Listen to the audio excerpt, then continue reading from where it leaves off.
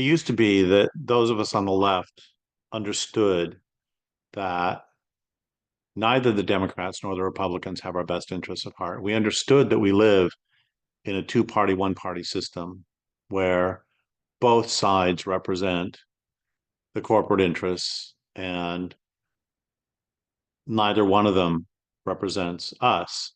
I remember doing talks where, this was even 20 years ago, where I would make jokes about how we don't really live in a democracy and everybody would understand them and they would laugh.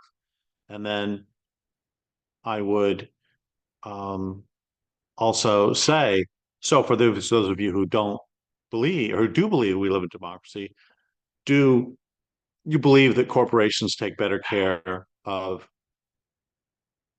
corporations or human beings? And everybody in the audience would just laugh. It's a silly question. They all know that they take better care of corporations than human beings or communities. And that has put, I mean, we part of the difficulty for the Democrats has been that they have been for a long time in a difficult position rhetorically, which is that how can they, when they, ever since for my adult life, they've given up the adult political life, by which I mean 1980, which is the first election I ever voted in. But they, for that long at least, they have pretty much given up even on the pretense that they are the party of the working class, which at least at one point they had that pretense. And that has given them put them in a very difficult rhetorical position because how do they still gain votes when they have openly abandoned the working class? And then for those of you who say, oh my gosh, they haven't abandoned the working class, all we have to do is think back to the 90s with Bill Clinton. And remember that Ross Perot, those of you who aren't old enough may not remember this, but Ross Perot was an independent candidate whose basic argument was that NAFTA, there would be a giant sucking sound, which would be all these American jobs going away with NAFTA, which was being pushed hard by the Democrats and was really pushed through by the Democrats. And he was right. There was a giant sucking sound of jobs going away. I remember when the left was against globalization. We all remember, those of us who are old enough, remember WTO. We remember the left being adamantly opposed to globalization. And that has completely collapsed, primarily through the Democratic Party being pushed by both sides, but especially the Democrats.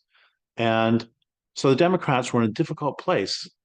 And Clinton said something at the time back in the 90s that for me just perfectly encapsulated everything wrong with with what had become of the Democrats, which is about NAFTA.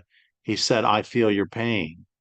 And that was really promoted as this, oh, that's great. He feels our pain. But I don't want a politician who feels my pain.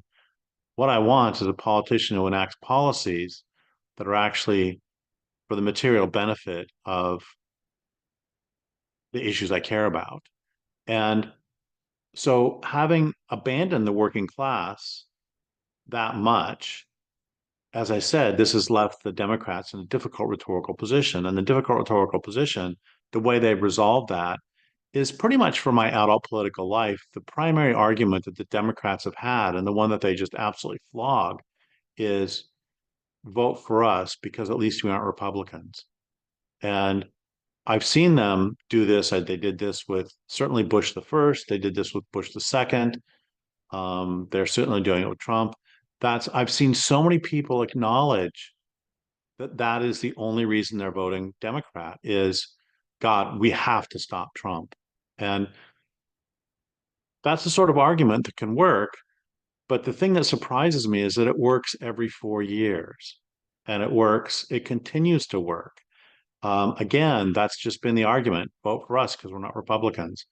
And again, the left used to understand that if you're voting for the lesser of two evils, you're still voting for evil. A doctor friend of mine is fond of saying that correct diagnosis is the first step toward proper treatment.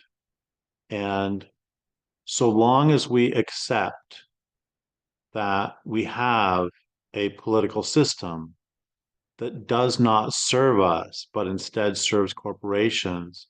And so long as we continue to actively promote the notion of accepting the lesser of two evils, so long will we continue to accept a system that will continue to not serve us well and will continue to promote destructive and frankly evil ends.